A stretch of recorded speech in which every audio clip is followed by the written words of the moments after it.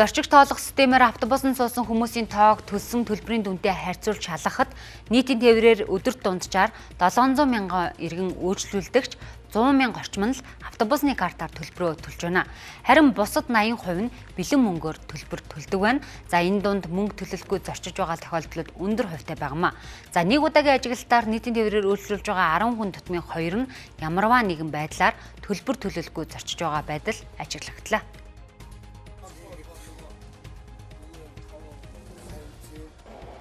Одоо ер нь баг болсон шүү дээ. Ихэнх нь дандаа картаар үйлдвэрлэдэг. Арга байхгүй шүү дээ. Ер нь дийлэг нь ер нь карта уншуулаад тэгэл мөнгө харьцангтай хийгээл явж байгаа. Картаар үйлдвэрлэж байгаа. Ер нь их зүгээр шүү дээ. Хүмүүс бэлэн мөнгөтэй хавьялцсан тэгээд ер нь зүгээр. Ер нь их давуу тал их байна. Нэг дараа 4 удаа зорчих шүү дээ. Нэг ер нь картаар үйлдвэрлэж бас мөнгө хийж байна. Өөр нэг 500 төгрөг 1000 төгрөг хийгээд идэв юм байлээ. Тэгээд ахвалстай болохоор нэг ахвалсныгаа картаар л явдаг. Өөр л авах байхгүй.